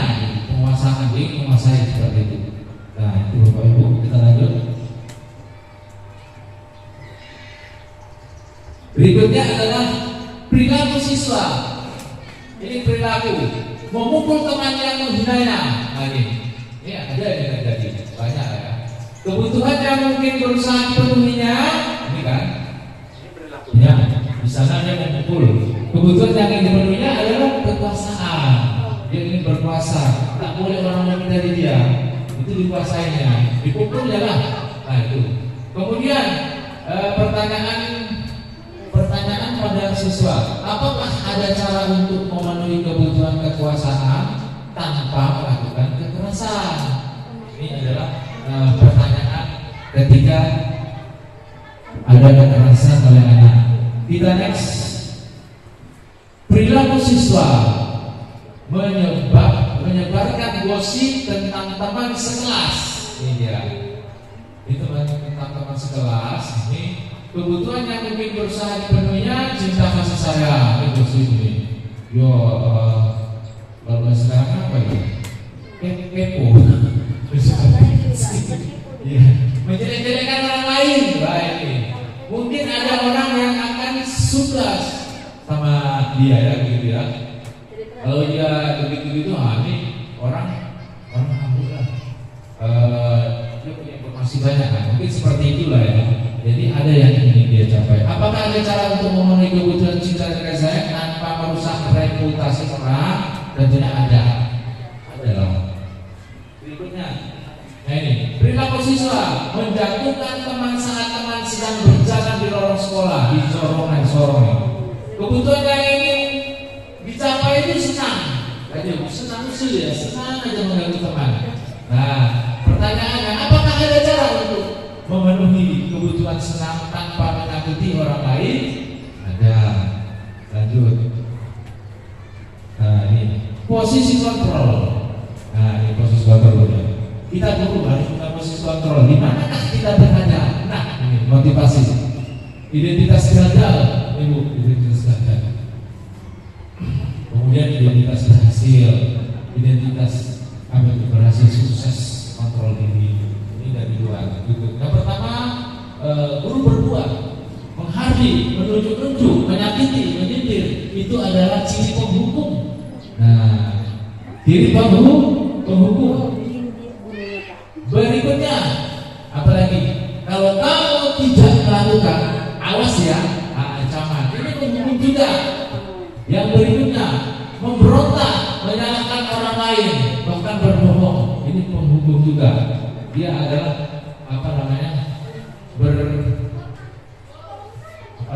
berdustalah gitu ya. Murid meletakkan guru di luar dunia berkualitas. Ini kaitan dengan dunia berkualitas. Kemudian murid berkata, biarkan saja, nanti juga marah-marah lagi. Nah ini juga sisi hukum ini. Dampak pada murid mengulangi kesalahan. Ini dampaknya mengulangi kesalahan ya. Setuju ya. Membuat orang bersalah ini berceramah dan mengatakan seharusnya dengan lembut ini. Ibu kecewa loh nak membuat gini. Jadi dia pun si pelaku merasa sedih juga. Nah jadi perlahan ya. Kalau dihukum tadi anak itu apa ya? Bangkang dalam hatinya merasa bangkit itu mau apa terserah gitu. Besok bikin lagi gitu. Dihukum gitu. Nah kalau seperti ini tadi membuat orang merasa bersalah. Seharusnya kamu sudah tahu, ibu lelah sekali mengatakannya. Ibu stres, itu bahasa-bahasa bersalah ya. Kemudian menyembunyikan, menyangkal, berbohong. Murid meletakkan dulu di dalam dunia berkualitas. Maafkan saya bahasa itu juga. Kemudian merasa rendah hati. Nah dari penghukum tidak membuat orang merasa bersalah. Kemudian ke teman ini. Bagaimana sih posisi teman? Membuatkan alasan-alasan untuk muridnya. Ayolah, lakukan demi ibu. Masa kamu tidak mau? Ingat aja, ibu pernah bantu kamu. Sekarang bantulah ibu. Jadi seolah-olah akrab tuh dengan anak ya. Itu akan membuat apa? Hasilnya ketergantungan juga. Berikutnya pemantau. Ini menghitung dan mengukur. Apa peraturannya? Menyesuaikan diri dan diawasi. Dan biasanya pemantau ini yang memberikan konsekuensi. Nah, konsekuensi. Kamu sudah berbuat ini. Apa? Ingat. Apa keyakinannya? Apa konsekuensinya? Nah, ini. Yang berikutnya adalah manajer. Nah, manajer ini adalah mengajukan pertanyaan-pertanyaan yang berkaitan dengan keyakinan. Keyakinan kelas yang dibentuk. Kemudian apa yang bisa kamu lakukan untuk memperbaikinya? Tidak dipakai konsekuensi di manajer, langsung dia tanya keyakinan, bagaimana memperbaikinya, kapan kamu bisa mulai memperbaikinya. Nah seperti itu, kemudian akan membuatkan pribadi. Jadi dari 5 posisi ini, posisi mana yang terbaik kira-kira Bapak Ibu?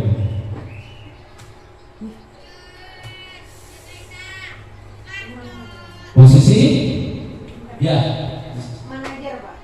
Manajer ya. Pak Fris.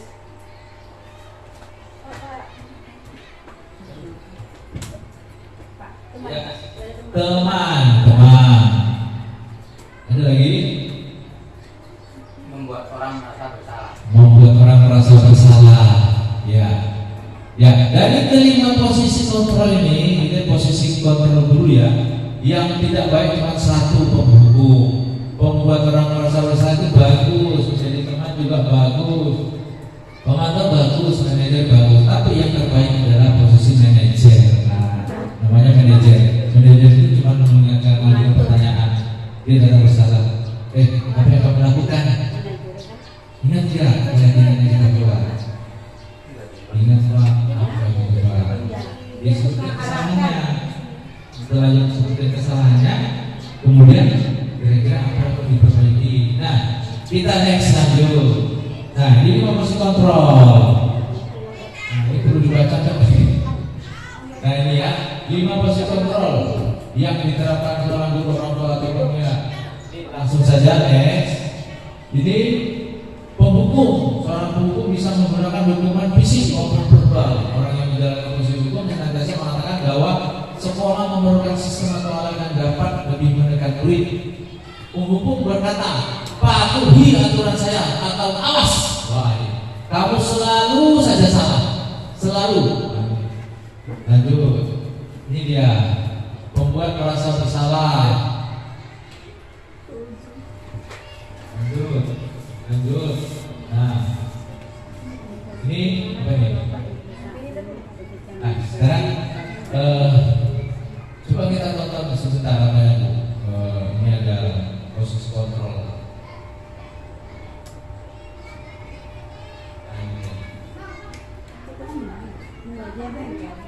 Ini 5 posisi kontrol ya.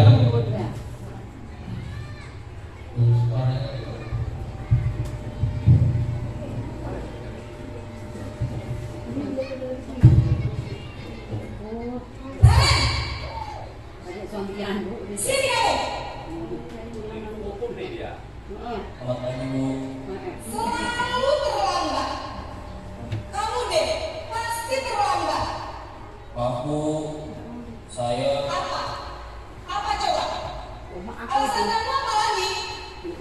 Kapan sih kamu tidak terlambat? Malas sekali kamu jadi anak. saya Dasar pemalas. Jangan kapok sih kamu. Sudah berapa kali terlambat? Sana, kamu keliling lapangan basket 2 kali. kenapa saya harus di lapangan basket Bu? Kenapa? Kamu tahu Ibu, berani-beraninya jawab. Sudah terlambat, masih berani jawab pula. Kembar namun goreng Sekarang, keliling lapangan basket 5 kali sekalian. Biar kapok. Ini sana lapangan basket. nggak boleh kayak gitu.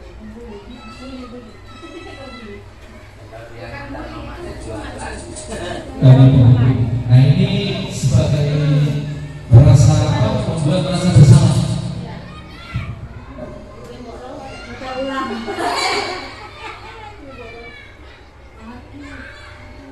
Anak sehat. Ini Bu, Naren.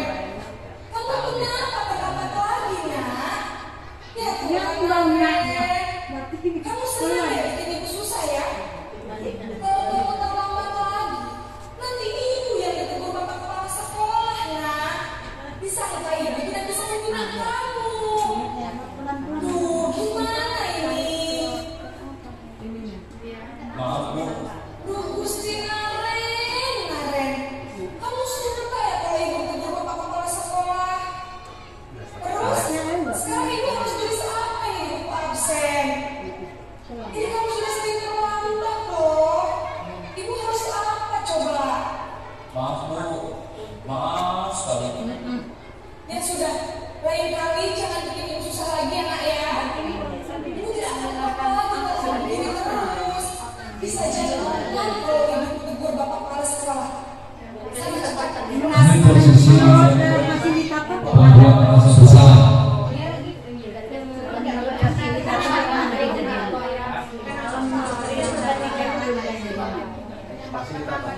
Udah Bapak fasilitator. Ini contohnya Bu. Oh, contoh. Ini posisi ketiga. Si sebagai penghukum, gimana? Teman, ini teman. Jadi kalau teman seperti ini contohnya. Wah, sudah jam berapa ini nak? Nah, itu Bu caranya. Apa lagi ya sayang? Cara menyanjung anakku tadi. Saya Bu, Cara teman seperti inilah. Kita kalau Menggunakan cara teman seperti ini. Kamu bukan anak paling kencang. Mau terlambat sih? iya Bu, saya memang Dari terlalu siapa bangun tadi lah? Jadi biarpun saya lagi kencang, setelah gak kencang Bu. Ya sudah sana nanti lain kali larinya lebih kenceng lagi ya. Biar gak terlambat lagi.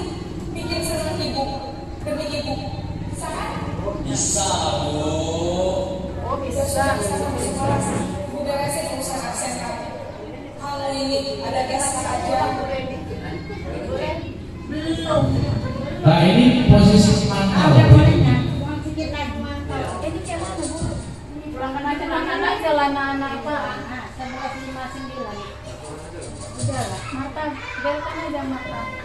Jadi dia di sini kalau belkan masih ada sini. Bilangkan aja kalau belkan. Ini Bu, Naren, apa peraturan sekolah tentang jam berapa kita harus masuk sekolah? kita harus di sekolah jam 7 Bu. Iya betul. Sekarang sudah jam 7.20. Naren sudah tahu konsekuensinya jika terlambat. Menanyakan konsekuensi dari pemantau. Saya harus tinggal kelas pas jam istirahat selama 20 menit. Ya, nah, konsekuensinya demikian. Jadi nanti jam 9.30 pas istirahat, kamu harus tinggal di kelas, kerjakan tugas tambahan untuk ketertinggalan kamu, ya? Baik Bu. Nah, posisi manajer, ini posisi yang terbaik. Bagaimana?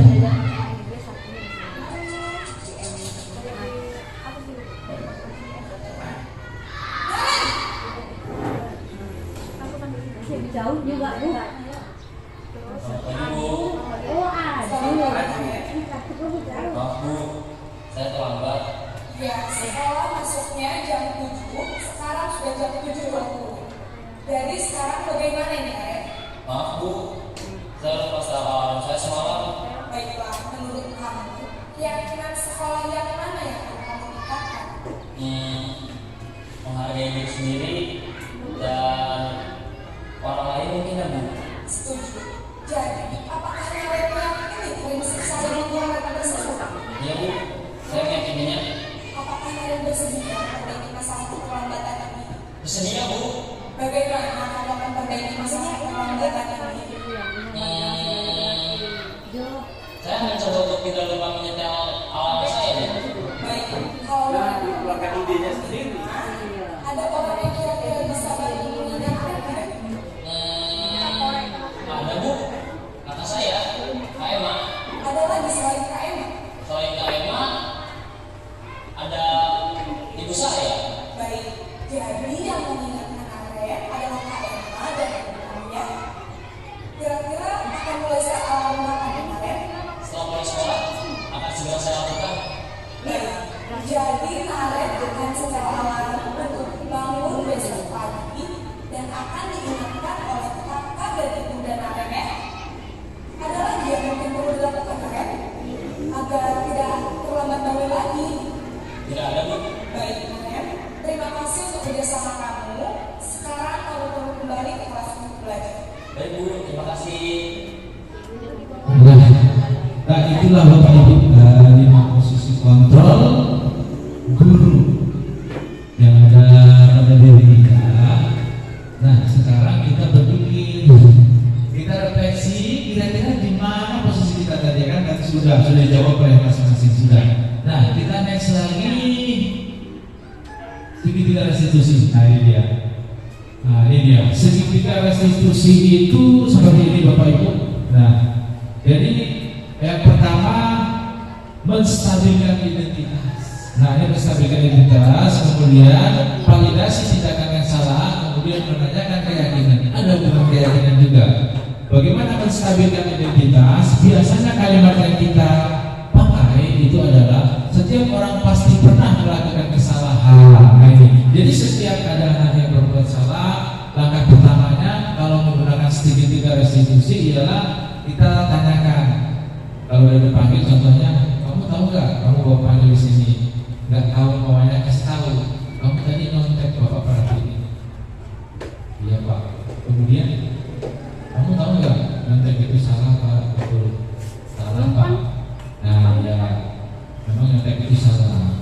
Wajar kalau semua orang itu pernah berbuat salah. Kamu hari ini nyontek berbuat salah. Bapak juga guru pernah berbuat salah. Semua orang pernah berbuat salah. Jadi dia merasa stabil, tidak terpojok dengan seperti itu. Kemudian kamu bukan satu-satunya orang yang pernah berbuat salah. Nah, itu semua orang pernah berbuat salah. Termasuk kita ikatkan, kita juga pernah berbuat salah.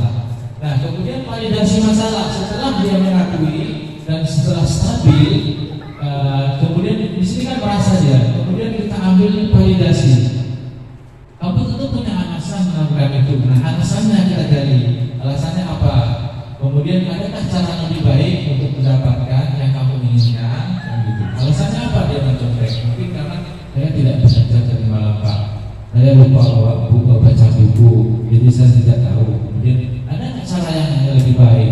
Tentu dia akan memberikan. Ada Pak, saya akan baca buku, saya akan kerjakan tugas, saya tidak tidur malam. Banyak lagi nanti akan dijawab. Kemudian menanyakan keyakinan. Nah ini kan ada keyakinan kelas. Keyakinan kelas apa yang telah kita sepakati? Keyakinan kelas apa yang telah kita sepakati dengan kamu tadi mencontek? Nah, berarti mencontek itu apa? Termasuk perbuatan yang apa kalau dalam keyakinan kelas itu mencontek? Berarti mencontek adalah tidak percaya diri, tidak percaya diri. Maka dilanggar dengan keyakinan tidak percaya diri.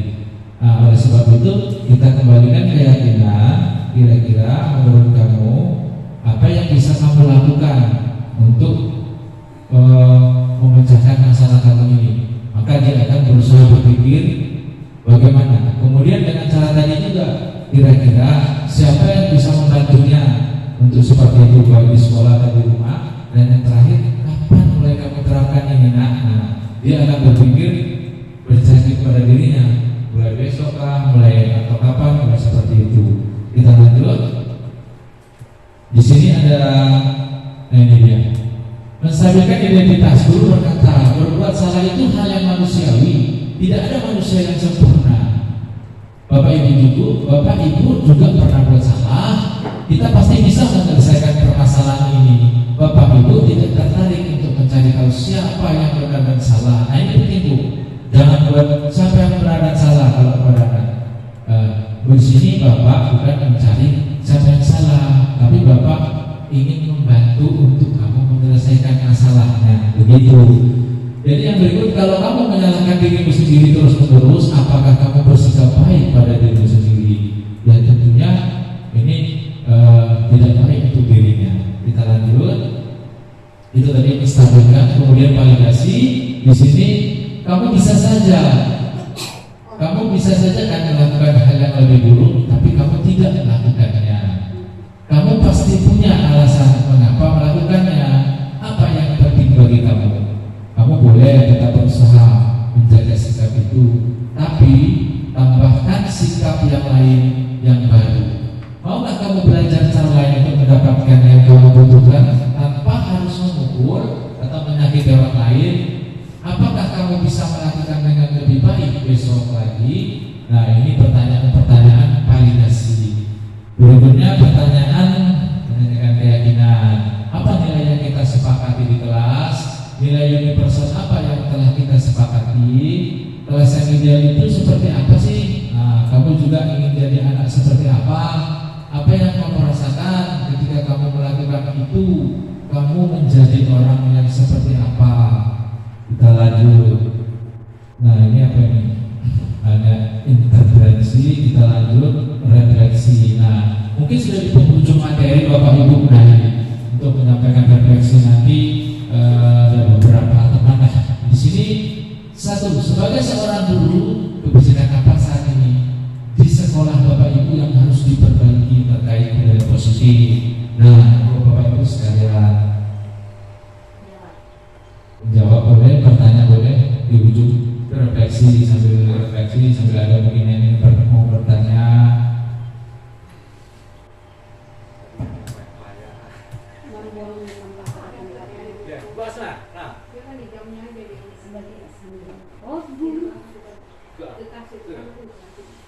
Apa nih? Maksudnya menjawab. Nah, itu refleksi. Menyampaikan refleksi boleh. Refleksi yang ya, kan Ibu jadi guru nih.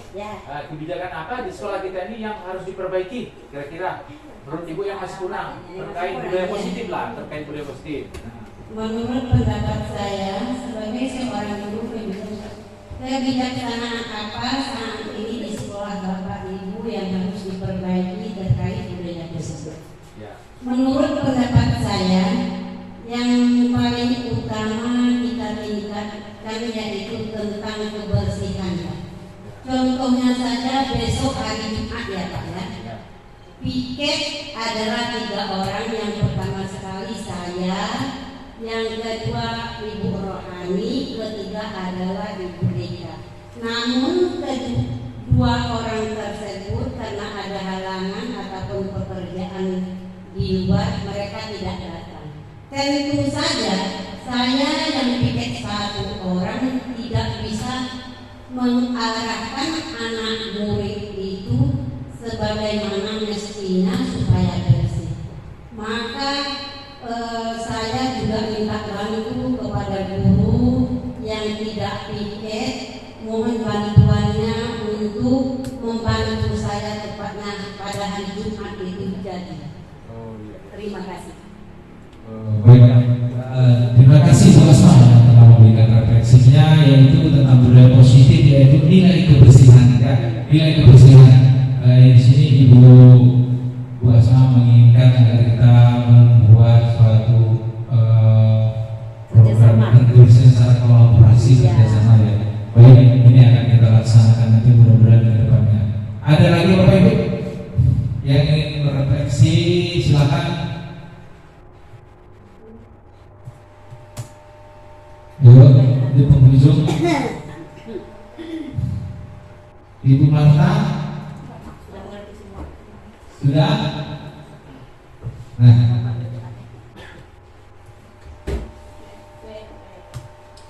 Nah, baiklah Bapak Ibu, dengan berakhirnya refleksi ini,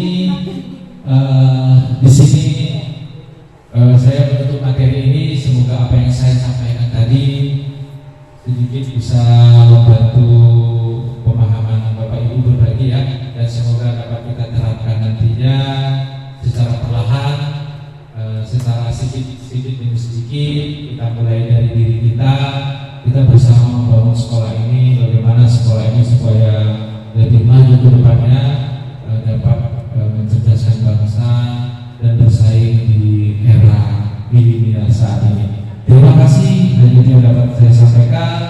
Saya akhiri. Wassalamualaikum warahmatullahi wabarakatuh. Waalaikumsalam warahmatullahi wabarakatuh.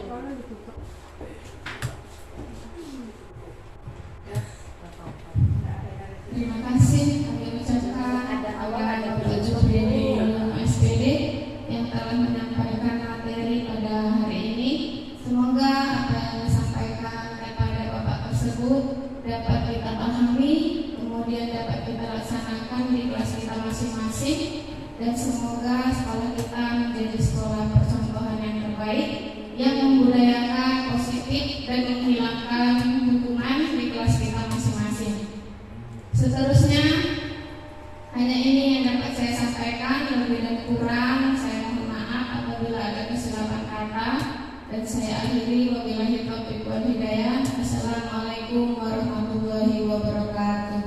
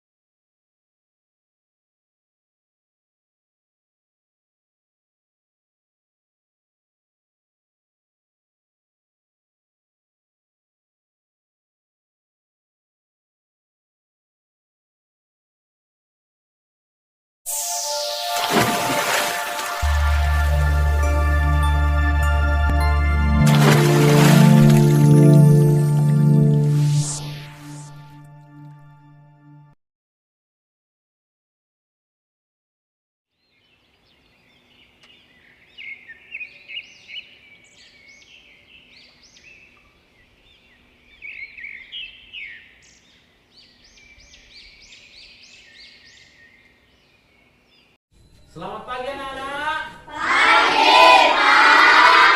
Tepu P5. Proyek penguatan profil pelajar Pancasila.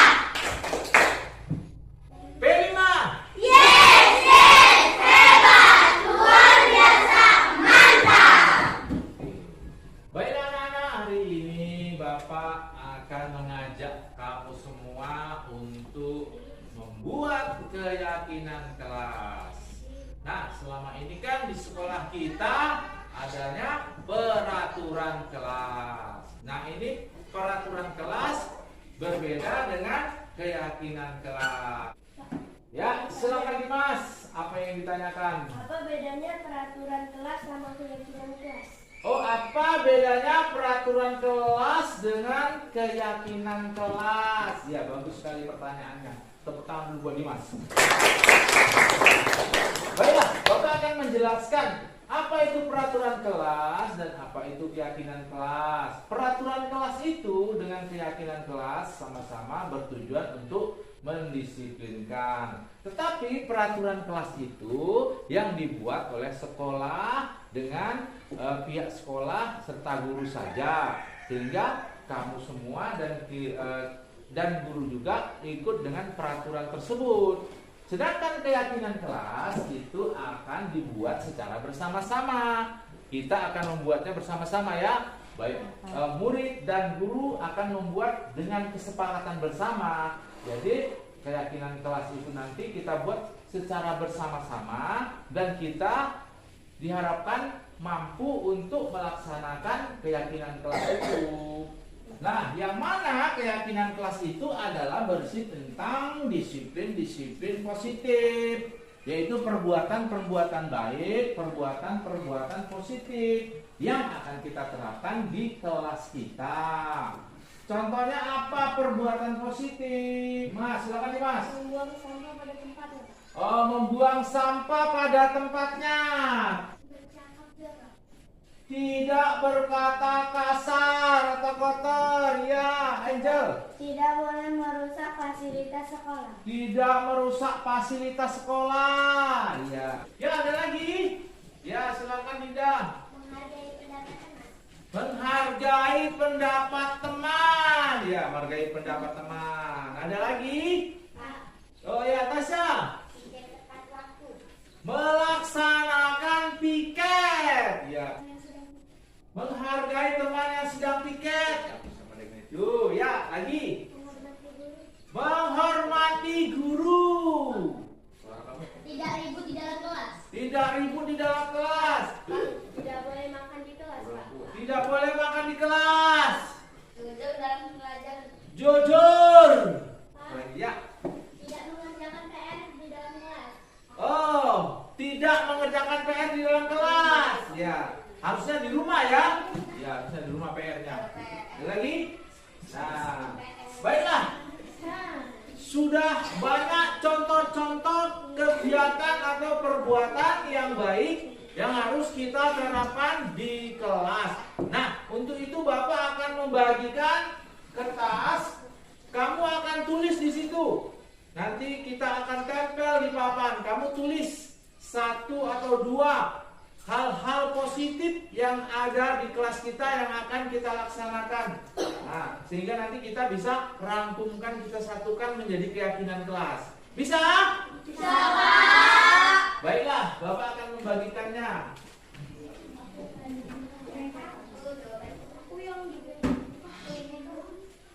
Kamu tulis, jangan sampai kena lemnya ya, tulis di sini ya. Nah, ini jangan terbalik. Silakan.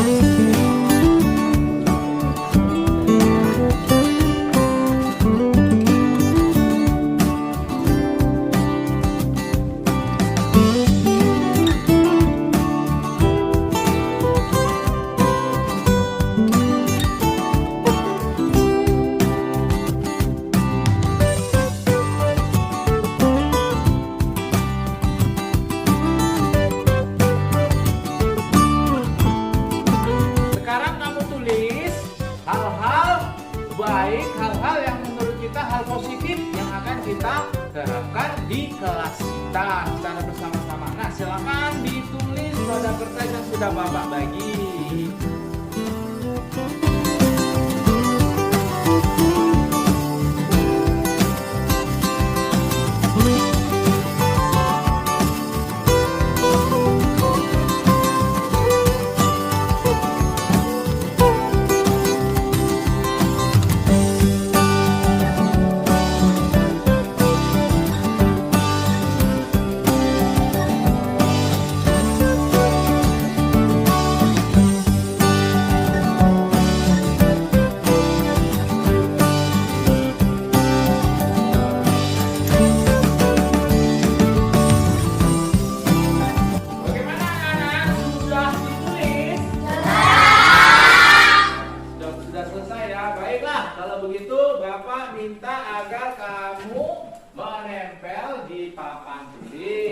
Siapa kira-kira duluan?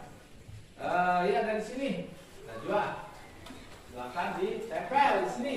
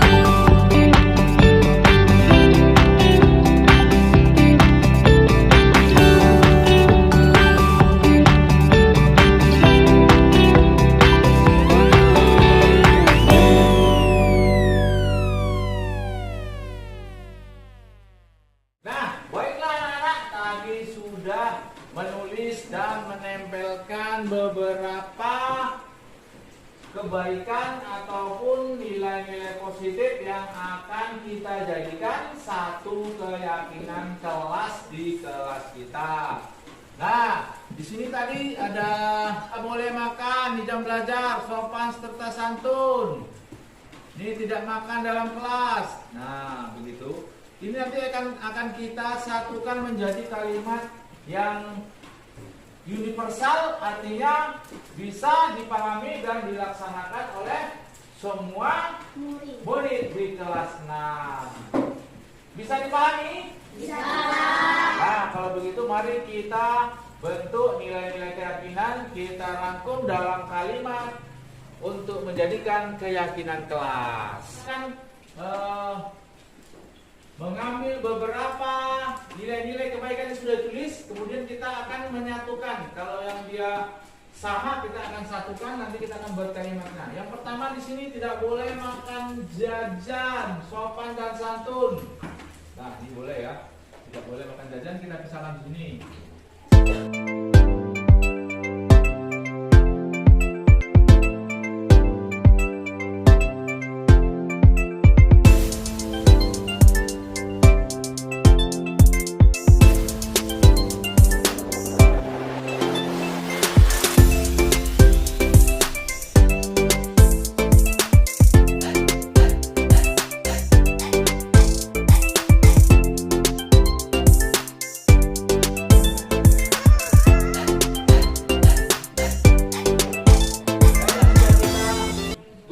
Menjadi beberapa poin, langsung kita akan menulisnya. Kita akan buat rangkumannya yang pertama. Berarti yang pertama apa tadi? Di sini tanggung jawab. Dan yang kedua apa?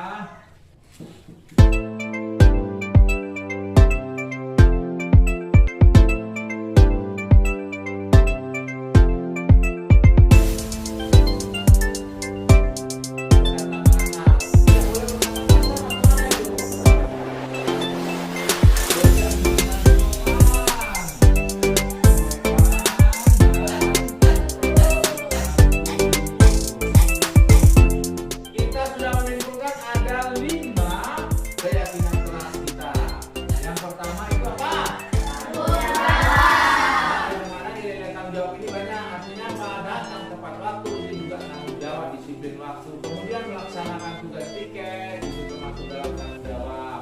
Yang kedua, menghargai orang lain. Nah, ini tidak boleh semena-mena terhadap orang lain. Kemudian jika teman berpendapat, maka hargai pendapatnya. Ya, seperti itu. Yang ketiga, menjaga kebersihan, buang sampah pada tempatnya. Ini salah satunya. Tidak makan dalam kelas, itu termasuk. Kemudian menjaga keamanan kelas, jangan berkelahi.